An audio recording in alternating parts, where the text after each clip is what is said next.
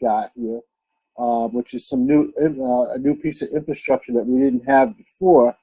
Uh, we also have a sponsor for the Soul Patrol Showcase, and which is what this whole series of audio video events is really all about. It's this thing called the Soul Patrol Showcase, where you're liable to see anything. Could be a movie, could be a play, could be a concert, could be an interview, could be a panel discussion like we're getting ready to have in a few minutes. But we have something that's very unique that I want to talk about for just a moment, and that is we have a sponsor. We have a company that is an African American owned company that right now is the only sponsor that we have for this broadcast. And we're very proud of the fact that we have a black sponsor for this series. So we have a little video presentation that you might call a commercial. It's very short, and we're going to play that real quick just so that you get an idea of the fact that, you know, we're about building our community, and we're about building that community on a local basis, on a statewide basis, on a national basis, on an international basis. Each one teach one. So, Mr. Producer, if you can play that short video clip right now, I would appreciate it.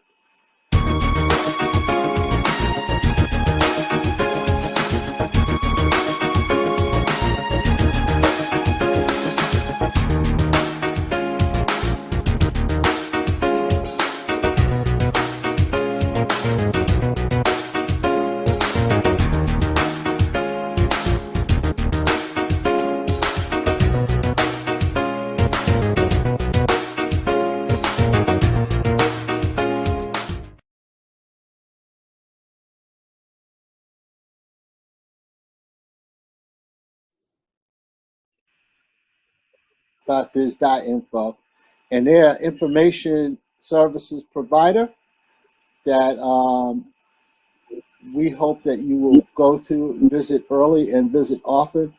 And if there's one thing that you'll learn about me is that I really don't have a problem helping another black man make $1 million. And if I can do that, I will. So that's something that's unique. We believe in supporting our own. It doesn't mean that, you know, we won't, you know, accept advertising from other folks, but we're real proud of this. So I wanted to make sure that we mention that. Dennis, I gotta take my hat off to you, which I would do, except that I have to take my headphones off in order to take my hat off. You know, we just got through watching you host, produce, and interview a whole bunch of people in a 2-hour documentary. Now, most people don't realize how hard that is, because for most of us, when we see something like that on television, or we see a movie, somebody hosting, it just kind of looks to most of us like, oh, that guy's just sitting there just having a conversation. They don't realize how hard that is. I know how hard that is. And so as I was, you know, watching it, I was just saying, okay, well, there goes Dennis. And then cut to the next scene. Oh, there goes Dennis. Dennis is on screen for almost that entire 2-hour period of time, which I'm sure that by the time he got through actually looking at all of the footage he had was probably more like 10 hours. And so he had to edit it down. So, but that's hard work. I mean, it doesn't look like it's hard work, but it is hard work, because most people, you know, they cannot talk for more than about a minute without a script. So I wanted to just give you some props for that, number one. And then number two, I wanted to give you some props for the idea, because I'm quite sure that for most people, when they saw the title and it said R&B Legends of Cleveland, they probably expected that most of the focus would be on artists that have been around for 30, 40, 50 years. Well, you did not restrict yourself to that. You just went out there and got all of the people that are doing positive things for for R&B music that, were worth talking to in Cleveland, because most of them probably don't get the recognition. Well, I can say it for sure. They don't get the recognition that they probably deserve because A, it's in Cleveland, and B, if you're not number one on the charts nowadays, people seem like they don't care. But the reality is they need to care, because this is, it's just not R&B music. This is our culture.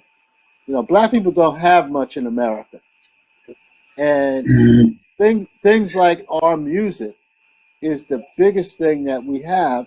And so we need to make sure that we treat it the right way in order for it to prosper and thrive and go into the future. So I wanted to just give you some props on those two things. And that's also my long-winded way of introducing Dennis Cash, who is the producer of the documentary. And I just want to make sure that the audience understands that doing these kinds of things is not as easy as it might seem when you're on the outside looking in. You have to have a vision, and then you have to have the intestinal fortitude to actually make that vision a reality.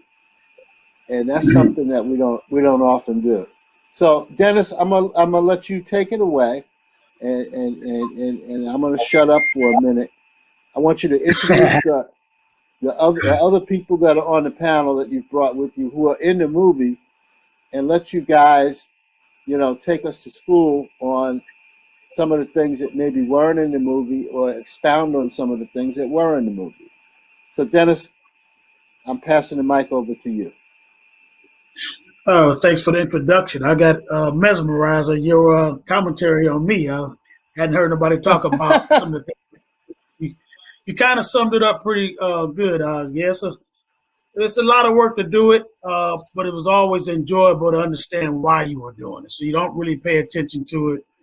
I didn't even notice how much I was on screen, but when you edit it, put the pictures to it, and then you got to get the music and all that great stuff, it starts making sense where you can keep it to where it flows pretty good. These guys that's online with me are guys, like I said, they've done a lot of great things in the city. You can't go nowhere in Cleveland without knowing these two gentlemen that's online. They've influenced a lot of people's careers, different forms of music, wrote for a lot of people. I'm sure their database and their history it needs to be told, as far as what they've done.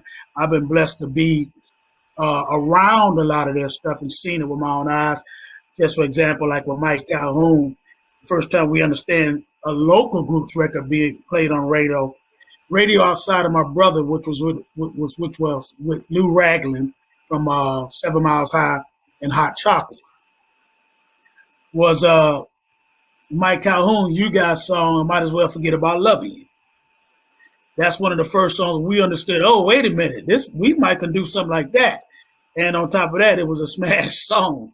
That was a song that should have been all across the country. It was a great song, and that's what inspired us to try to become singers and get in entertainment and all that great stuff like that.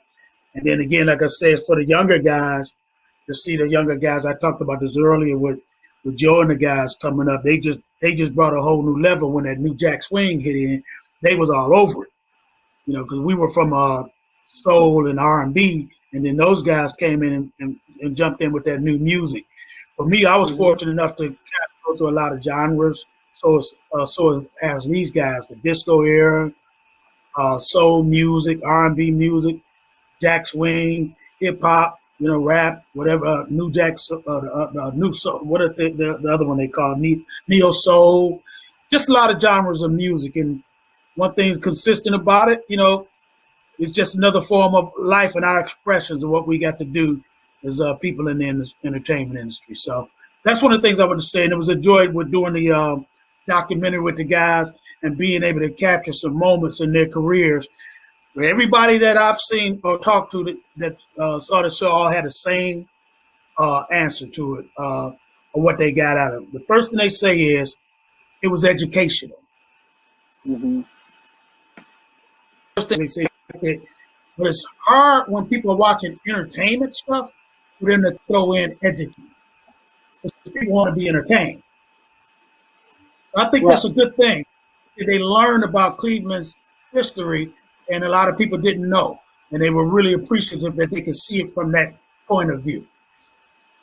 well, speaking of which, let me just make one more comment, and then I really will shut up. Um, you mentioned a number of artists on there that, and as I was thinking about it, that it kind of tells us how long Soul Patrol has been around. We actually did a Mm-hmm. chat session, believe it or not, with Bobby Womack back in the late '90s, I think it was. We actually brought him online. He was one of the first mainstream artists that did an online chat session, and he did it with us, and that was something that was historic. I mean, and the thing about it is that leading up to doing that chat session, I was on the phone with Bobby Womack at least an hour and a half every day. And so I actually got to know him pretty well. And that brother has some wild tales because he used to hang out with Sly Stone, so that was kind of wild. That was kind of wild. Another artist that you mentioned on there was the Moonglows. And Mr. Harvey Fuqua was actually one of our first sponsors on Soul Patrol back in, I guess it was 1999-2000 time frame, when he was inducted him and the Moonglows were inducted into the Rock and Roll Hall of Fame. So we were real familiar with Harvey. And then the other artist that was mentioned was Lloyd Price. And Mr. Price is still around, but he's kind of I guess you could say he's semi-retired at this point. But his story is actually one of the most magnanimous stories in the history of rock and roll / R&B, and he's one of the most important figures. I know a lot of younger people don't know much about Lloyd Price, but we did a lot of stuff with him. So the point that I want to make is, and this is something for the audience to think about, is that none of those people actually appear in the movie. They just get mentioned. And that's why it is so important to actually document what these people do. They're still here to do it. Because number one, you want to get this straight. I mean, there's all kinds of rumors and stuff, for example, involving Bobby Womack and Sam Cooke. Well, guess what? I know what the real deal is because I spoke to Bobby Womack about those rumors. But the thing is that it's one thing for me to say it. It's a whole nother thing to get it firsthand, right from the horse's mouth. And so one of the things that we need to learn how to do better is to actually document this stuff. Same thing with Lloyd Price. The same thing with Harvey Fuqua. So, I want to give you some props for mentioning it, but I also want the audience to understand that, we got cats like Dennis that are running around doing what he does. Part of the responsibility for this is on you. So just think about that, and if somebody is still around, there's no reason why you can't go over to their house with a little portable tape recorder or your portable video camera and just get 5 minutes of them on film or get them on tape. Because if you don't do it, can I say it something? won't happen. I want to Yeah, go ahead. I wanted to say that one of the things that I did understand is no one can document us like we can. Don't wait on the white folks to come document. I've seen a lot of guys get upset about. I remember when the guys called, Joe, you may not know this, but there was a young lady that was producing on song, and this same story goes with the Daz Band. They called Jeff up, and they were trying to get you guys. They really wanted the Rude Boys. Melvin was scared to call you guys and go. He didn't want them to tell you guys story because he was afraid of this, that. He was terrified of them documenting you guys. So they moved on. But Jeff had hooked it up because he went to school with the girl. And then it was the same thing, Mike, for you guys. They wanted to do the Kinsman Dash Band thing, but Kenny panicked and was on that thing where they were afraid of how people would see them. And it kind of, that's when I knew I wanted to do the documentary, because that was a few years ago when these people were trying to reach you guys.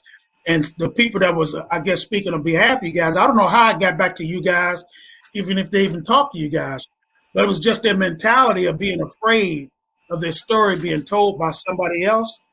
And they didn't really look at, as I told Melvin later on, man, it don't matter. What you guys did was real. And nobody's story is clean as far as everybody couldn't be a poster child in life. It wouldn't be a good story, would it? People came from things. People went through things. People survived through things. That's what makes the documentary. So I want to bring that up, say that was a thing about putting this documentary together. People have to tell their own story. I was talking to Dave Tolliver. Dave was telling me, so I said, man, y'all need to tell y'all own story, man. Get a camera. So you just gonna tell me, so you're gonna just tell me this on for the first time on here, huh? Hey, it just dawned on me. I'm just saying, I didn't think about it to this level till he brought it up. When this went down, I just thought it was a dumb move. I always said, man, they should be on it. But I wasn't thinking of documentaries like that back then, or even the value of it. Now, there had to be about 5 years ago. Jeff will tell you how long ago it was. But that girl called there, and I don't know how they got in touch, but they talked to Melvin, and they talked to Kenny, because I think that Jeffrey must have had their numbers or something. And he told me that the guys didn't want to do it. And I was like, that don't make sense. But I said, okay, I don't know what's going on with people. And I kind of stayed out of it. Yep. So let me tell you a dirty if I'd have known what I know now, I would have been all over it. Let me tell you a dirty little secret. Mm-hmm. There is no doubt in my mind that there's some white guy that's sitting out there in Cleveland that's probably got an idea. He said, boy, oh boy, it would really be cool if I did a documentary on the development of R&B music in Cleveland.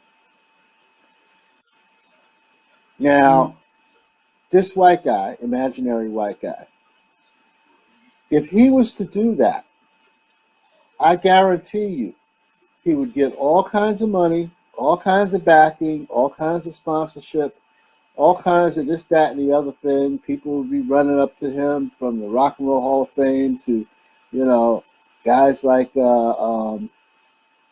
what's that guy's name? The guitar player, Funk 49. The guy who did Funk 49, he's from Cleveland, right? Joe Walsh. Mike. Joe Walsh. And Joe Walsh would be talking about, yeah, well, I'm involved in R&B music in Cleveland. Next thing you know, Joe Walsh is the star of the R&B music documentary from Cleveland, because he's got, people that money people that could come in and invest in the film. Well, guess what? Because you have done this documentary, those people are blocked, because they can't now they can't make that documentary and have any form of legitimacy, because this documentary exists. And I just made up the stuff about Joe Walsh, but I guess what I'm saying is that if we don't do these things, the other people will come around and do it, take all the credit, and tell the story incorrectly. And so that's why it's important, because now anybody that goes to make an R&B music documentary about Cleveland, they're going to have to come to Dennis to get his footage. And I'm sure Dennis ain't going to just give that footage away. Or they may just say, well, we can't do it at all, because ours just won't have any form of legitimacy whatsoever. So, and this is me up on the soapbox really preaching to say we need to make sure that we control to the greatest extent possible, our story. And I just cannot emphasize that enough. Anyhow, keep going, guys. And Dennis, why don't you introduce Mike? And Joe just got up. Hopefully he'll be back in a moment. But go ahead and Mike, introduce these guys. Okay, we have the legendary Michael J. Calhoun. Yeah, Michael J. Calhoun. The J stands for Jamming Mike Calhoun. Hey, Mike, why don't you tell him a little bit about the stuff? Mike's got a lot of things going on, a lot of great music. He's doing a once-in-a-lifetime project. I will let him talk on that. But as he get into his career and some of the things he's been doing, he can at least give us a little insight on what he got out of doing the documentary, and then let's let him talk about some of the things he's got popping. Hey, God be the glory. Yeah, I'm doing some things currently with ECMD. Hello? Kermit Henderson, No, but producer. I can't open it. Let me open it up. Cleveland, Ohio. Okay, I'll And open it up. He has over 200 I plus know. platinum and gold records. Last year I had 5 top 40 songs on That's Billboard what I'm and gonna do now. DRT. All right. 5 different genres, actually 6, with a remix that I did on a rapper. Currently is at #1 independently. Her name is Felicia. So I'm currently doing things now, not just living off of the past, and producing quite a few artists, and I've had some success with that. And dealing with this pandemic, just like everybody else. But that's just what I'm doing now. Yeah, so I was also asking you to kind of let people know what you felt out of the documentary we did and the contribution that you put involved with the documentary. What did you get out of it? Oh, it was an honor to be a part of it. I mean, Cleveland is an unsung city itself. We have a lot of roots in great R&B music, blues that a lot of people don't know about. You know, Screaming Jay Hawk in Cleveland. A lot of people don't know that. You know, and it's worth looking into because a lot of artists came here, performed, whether it was Leo's Casino or Otis Redding. People were leaving and had tragedy come in. I think Hank Williams Jr. was coming from Cleveland, and Otis was leaving Cleveland. So Cleveland, whether it's sad to say, some tragic events, we've always been in the history of this town. I mean, history of the music scene, history of the world, as far as music is concerned. We're a world-class city. The reason we got the Rock Hall is because of Alan Freed. Alan Freed was a Clevelander by way of New York. But the Moondog coronation, I'm sure you know about that, Bob. Yeah, oh yeah. Yeah, it's a lot of history, a rich history in this town as far as music is concerned. But as far as the documentary is concerned, it's got a lot of artists that are not very well known, but have a rich history in music, and there's great stories behind each one of them. You know, the one of the girls thing was very interesting. Had a lot of interesting things about those 2 girls. And was it originally 3 of them or just 2 of them, Dennis? 3 of them. The other one died. Oh, my Another girl condolences. Yeah. Yeah. But a lot of interesting things there. It really is.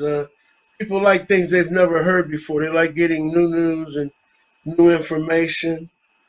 And that's about it. Bob, you want to ask us something? Well, I was just going to point out that Yeah, Mike Calhoun actually is somebody that has a long history with Soul Patrol. Um, he was, but He first of had a all, he was. virtual album. We did the virtual album, and which I won't go into the details on, but that was a real big project that we did. Mike was a big part of that, and then Mike has a couple of solo albums that we actually advertised on Soul Patrol for a while. So I'm real familiar with him. I mean, he's a great guitar player, and Thank you. he's he's like up there with people like Vernon Reid and people like that are very, very well known to the audience. But somebody like Mike Calhoun, because I think mostly because he's in Cleveland, he doesn't have the national recognition that he should, even though he was a member of Kinsman Jazz Band. So I think that doing a documentary like this helps to enhance the career of somebody like a Mike Calhoun, he's a very formidable artist, but not as well known as he could be. So Well, I like that. I like being incognito because I get a chance to I, I get a chance to keep my money. I got everybody asking me for money and loans and can you help me out and get me a deal. I'm glad a lot of folks don't know about me. I'm enjoying my life to the fullest. I really am. Yeah. so why don't you I tell like us that. about incognito? You gonna use that. I gotta trademark that. Incognito, baby. Now, I think somebody might have trademarked that a long time ago. You just gotta. Oh no, it's all in the spelling of it. You got as long as I spell it different, it's original. So why don't you tell us No, about the but projects? trademark. Why don't you tell us about the projects that you have going on right now, Mike? Well, I did 5 different genres. We tried something that's never been done. Have a top 40 hits in 5 different genres. And my blues album called Blues Master Mike, it went number 7 Billboard, and on a DRT number 10. And I did the gospel. That's Michael J. Calhoun and the Holy Ghost Band. That went top 20, Billboard and DRT. I had a J record, same thing with Billboard. Blue Daz, that's the 3rd genre. And then I had the R&B with the Kinsman Daz Band All Stars. I had a hit song, independent, went number 1 called Soul Jam. And then I did, what is the other one? Oh yeah, a reggae album. It's called JC, MJC, Michael J. Calhoun. JC and the Reggae Stars. He had a hit off of there, a single called Girls, Girls, Girls. Matter of fact, this is the play. Girls, Girls, Girls. Okay. It was it did really well. It's still playing on the reggae charts. I mean, the reggae stations, formats, and it's a Billboard hit also. So I just been So why don't you, staying busy. Then I had this one by this girl. Let's see, she went number 1. Her name is Felicia D. She did a remix of Soul Jam. So that's the rap 6 genre that I conquered in the past 2 years with the help of Mr. Kermit Henderson and ECMD team. And I'm proud to be with them because we're selling records, records played. He has the Nerve DJ. He's got a great, huge network. Now he's working with, you ever heard of a Clubhouse? He's working with quite a people from Clubhouse. He's Yeah. man. So he's on some Zoom or something right now, probably. Dennis is very familiar with them. They work together on the last Cleveland edition, the first edition, right? Right, Dennis? Yeah, we did the first edition, and he's involved with us for that music award show coming up as well in May. The Greatest R&B Legends Music Awards. Right. I talked to Kurt today, We had a long conversation today about that too as well. Right. We lost the feed on Joe. He just told me he was coming right back. So I guess there he he's is. back. All right. So why don't you go ahead and introduce Joe, Dennis? Yes. Joe Little the third. He has to tell you the second and the first. I saw a picture of his grandfather looked just like him. It tickled me, man. Yeah. He looked like his granddad. And he said his granddad was a great singer, which was history to me. You know, he told me some things about his upbringing and stuff like that. But Joe's a guy that, I've always remember him when he first got into business. Young dude with a lot of energy, always fly, very good looking young man, powerful voice, very powerful voice. Back then, we didn't know how powerful it was going to be in the music industry, but it left a great mark. He's got a very recognizable voice. And Joe had a quality that I always saw, and I think Gerald saw it in him. He was a worker, and he was his spirit about the music business was genuine. And Gerald caught on to that and brought Joe into the business where a lot of artists didn't get a chance to go on the side with writing and producing and being on that side. But I always knew that he got that because of his character. That's why Gerald brought him in under his wing like that. A lot of your legendary guys, the Michael Jacksons and all these guys, somebody was over them and brought them in and groomed them to get them to the level because of their characters. There's a lot of talented people, but their personality, and again, their characters are not that great, so people don't tag them along. But when you have that certain thing about you, people give you, and they show you the ropes, and they bring you in. R. Kelly told me that years ago when I went and saw him, just the way he got in and what people look for. And it made a lot of sense. You don't just bring somebody in your kitchen, and you don't know when you cook because they're going to make the meal proper. You don't do it. Mm-hmm. So that's one I want to say about Joe. He's been around a while. His career has expanded. But he's a guy that's been blessed in a lot of ways, and he gets to show he's got a lot of business opportunities out there. So I would like for him to say what he got out of doing a documentary. We were going to do it originally with some of his other members, but unfortunately some things was happening. Some of the guys was ill, and then me and Joe decided to go ahead and do the documentary. And because he's always been a great guy to speak on behalf of the group anyway. And out of that, I was fortunate to have a lot of pictures and stuff on the guys to where it worked out to we included the guys anyway. So without further ado, is the man Joe Little the third. What's up, man? Thanks for having me, guys. Just humbled, and it's great to be on this esteemed panel. Talking with the great Mike. See that dude over there? He got his picture everywhere in the house. That's where he's Mike, everywhere you go, you see you. Look everywhere, all the albums. That's right. Hey, man, we only here for a due season, so. That's right. That's right. A lot of them gone. Yeah, man. Why not be all you can be while you here? Keep your foot pressed down put the pedal to the metal, man, and tattoo your existence here on Earth. So yeah, man. It was great being part of this documentary. I enjoyed doing the interview. Dennis, man, I love you, man, like a brother, man. You're always trying to uplift your city, your community, and I mean, you're a legend, man. I'm getting emotional, lightweight, man, because you've been definitely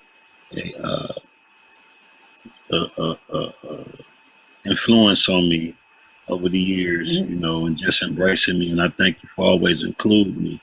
And that's great. But this movie was phenomenal. It was phenomenal, man. Like I said, I watched it 3 times.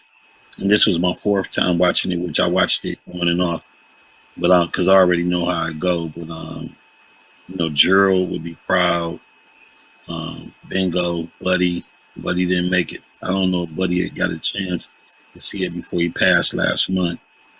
And, just thinking, and it all also makes me think about my group members that have passed on, and I just never thought that I mean, even Mike, man. Mike know them dudes, man. There's no way that Oh we yeah. thought that they would be gone. There's no way we No. thought that they would be gone and not here with us, man. You know, we all young still. You know, so Right. you know, man. But this document is Well, definitely a he great had to trip. make it. I love seeing him at the R&B Hall of Fame. That was beautiful. Last year before last, even though he's sitting Yeah, in a that was chair, great. he was there. Yeah. Yeah, he was there. He got to get his flowers a little bit. I mean, Oh yeah, we that have was been good. getting, That was good. yeah, That's good of you everything to has do been that, great. man. No doubt. So yeah, man, this documentary is everything, and I cherish it. And I think it's going to be something that lasts. Is in the books, you know, it's in the history books now. So, you know, I'm glad that y'all did this here on SoulPatrol.com. To take the time out so other people can see it. They can't, you know, that's not privy to see this on, you know, on their TVs or whatever, man. But I just thank you for just, you know, always bigging me up, man. You take care of me, Dennis. I'm about to get emotional. You know I love you. I ain't never had a chance to tell you later, but you could have told me that Melvin turned down Unsong. It just didn't dawn You on ain't me. gonna tell me that. We together all the time, dude. Like, you hurt me today. That hurt me. That hit me. Hey, Like, oh, really? I'm trying to tell you, Because when it was told to me, I didn't understand the value of what they were doing. I just thought it made no sense. If what I learned from one of those shows was every group that was on there got revived, you know, because of the publicity and people knew about them. So when Jeff was telling me about it, that's all I kept saying. I said, well, they still out here. It ain't gonna do nothing but help them. But with the when part I talked to during him, that time, he was just saying during that that time, he didn't want part of the group.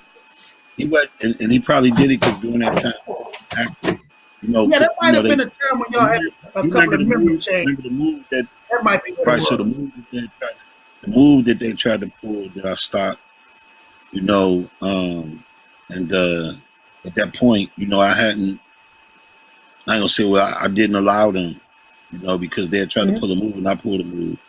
And so I really got two other guys. So at that time, you know, they couldn't get no action because the action go where I go, you know. And he probably did it for that reason. But it was a time where we end up reuniting back together and doing shows again. You know, after we had a, you know, we all had a talk, so you know everything was squashed. So, but by that time, I came back. Me, Larry, and Melvin was doing shows, and then you know, Bingo's untimely passing came. And then after that, it was like, you know, I would do shows when they wanted the originals. Other than that, me and my two guys, Kenny Miles and Gina Bow, we was tearing it up. So, yeah. But I would like, yeah. But I would be like, okay, they want the originals. Come on, Melvin and Bingo. When Bingo passed, and that was just basically it.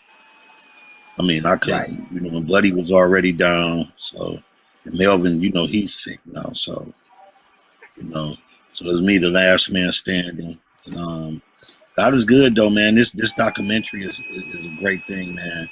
You know, in closing, I'd just like to thank you. God is good. Thank you, Mike, for being such a legend, man. It's a pleasure knowing you and being around you. You're welcome, Jeff. Hopefully we could do something. Hey, man, before we go, we got to do something, man, together, you know. Hey, Let's dude, team up. you need to do a remix on "I'm a Pimp" from your album from Atlantic Records, dog. You think I don't remember that? I played on two songs on your album on Atlantic. You sure One did. was called "I'm a Pimp," and I played some Killer Wow Wow on it. So find that track. It was called "I'm a Player." I'm a Pimp. No, but you know what? You know. I got something that we can. Yeah, I'm never no pimp, but I got something that we can do together. I'm gonna connect with you, man, so that we can. I got some ideas that we can do together, man.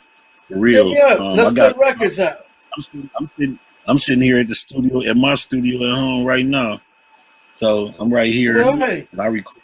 You know, Herman is definitely a fan of you. Herman is a fan of yours, man. So that's he making records, man. He putting records out. He on Clubhouse with me every day. Clubhouse. That's what I'm saying. So that's my manager. Let's do it, man. Come on. Yeah, me and Kermit been connected. Matter of fact, me and Dennis Okay. did some biz I got with 3 more years Kermit. with him, So man. Yeah. yeah, Sounds Let's Kermit do it. definitely.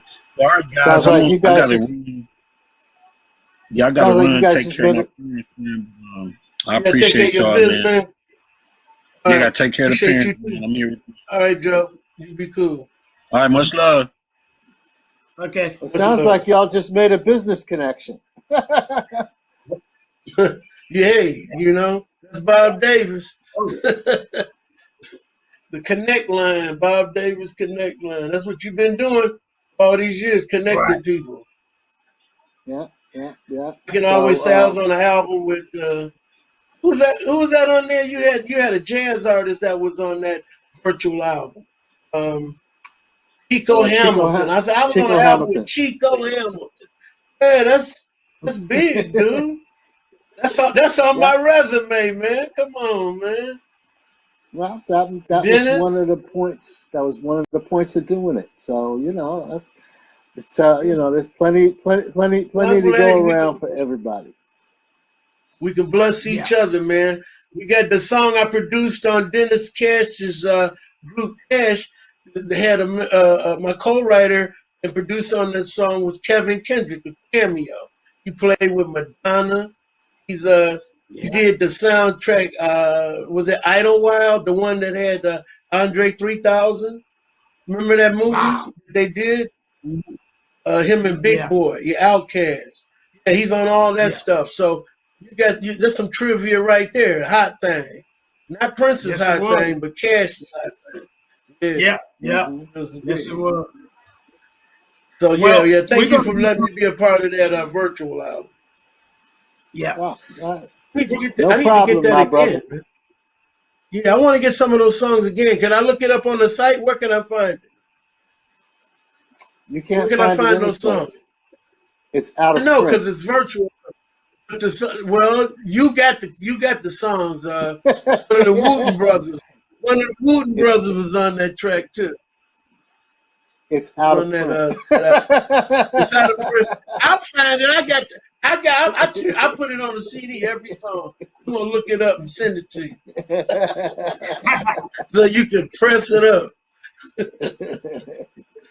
Hey, well, I got listen, you, guys. man. It's getting late. My eyes is hurting. I got to get up in the morning, get to the office, get back on this R&B show. I'm trying to get the first press release together because people have been calling me. So we look forward to doing something in May. We're going to have some more people added to the show than it was last year because I got a chance to reach out to a few more people. We're going to have some great performances that night. Get some equipment in, some nice sound system. Just going to have a great time and recognize these guys and put some more plaques on their walls. Bob, I hope y'all can get into town during that time. And I appreciate you guys for letting people know about our documentary. Hopefully we'll get some calls on it. Yeah. And Much success on I man. appreciate it, man. Much success. I appreciate Mike for being available tonight. I Oh don't have nothing else to say for you to guys. Tune Well, in well, to let catch me it on Bob, the man. let me just Mhm. ask you one more question. What's the Mhm. lineup for your R&B show? Well, again, with my head hurting with this headache, we got obviously we got Mike Calhoun and his members here bringing that night. I don't know which band he's bringing, but whatever he chooses to Sophie do, Kinsman Dad's All Stars, yeah. he's bringing all stars. That's perfect. We got obviously Joe's going to do his thing. We had Frederick coming in from Atlanta. He had a smash record out. We have Clockwork. They're going to perform. Smooth Approach. Group called Twice. They redid. D'Angelo produced them, and they redid cameos. Mhm. What was that song, Mike? They redid the hit Cameo had out. They had a record out with them on Stone. I can't think of it right now. I can't They're think going to of do it. something. It was a big song, and we got a couple of young ladies, Yeah. Tanya Dawg. I know Kanye Sarah Doss. Burr. Yeah, so it's Yeah, a lot of going to be a nice Cleveland, thing. I'm still putting it some together, more Cleveland keeping legends, yeah. Future Cleveland legends, yeah. Well, keep keeping us it flowing. posted. We're gonna do something during the you, red carpet event. I'm gonna have some musicians get a chance that are not necessarily legends, but it's a lot of people around the city that we know, Mike, that was playing. They still playing today, older guys. And I've been out to a few clubs seeing these guys playing, and I kind of felt for them. These guys, they've been out for years, and they still love their craft. So what I'm going to do during our red carpet event, which will probably be about an hour and a half, is let these guys perform and have the house band play for them and give them a chance to feel the love and be in that environment. I think that'll do a lot of those guys some good for them to be around. My theory was, even though they're not being awarded tonight, they will be on that stage and they can be around the guys that's considered legends in the city. And I think that them guys will really love it. So that's the element I was going to add to the show. So just trying to do some positive things, Bob.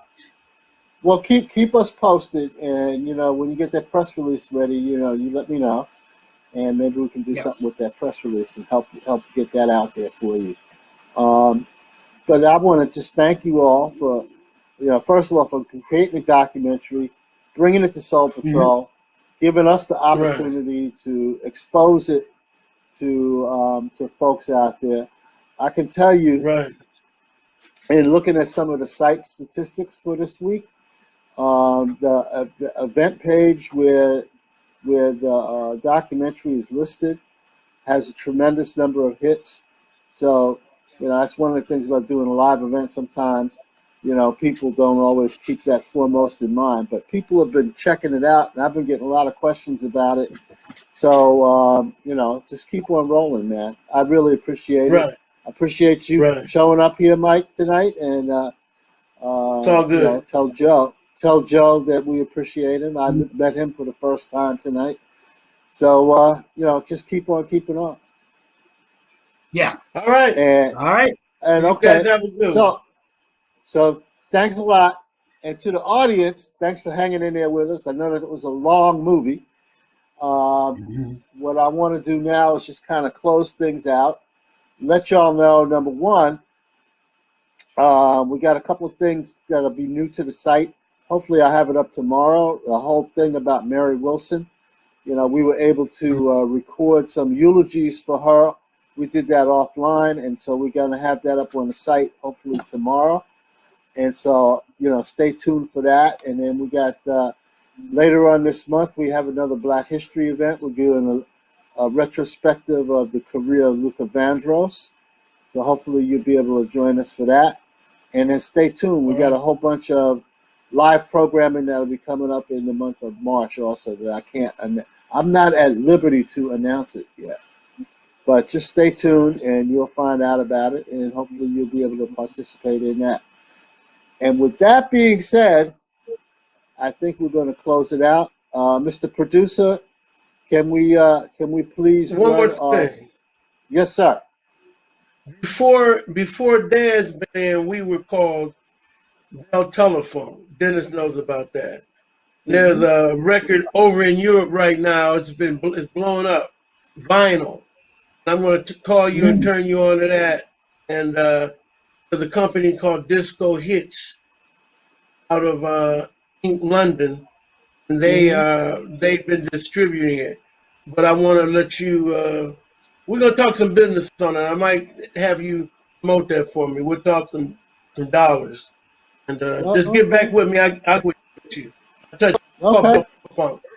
And we had like an Earth, Wind, and Fire meets War. It was like War and Earth, Wind, and Fire sound. Yeah. So that's under the Bell Telefunk name? Yeah, it's called Bell Telefunk, and I'll send you all the stuff on it, and we'll work something out because I want to promote it some more. It's doing good over in London. All right? Okay. All right. That sounds good, Mike. Okay. Mr. Producer, can we run our sponsors?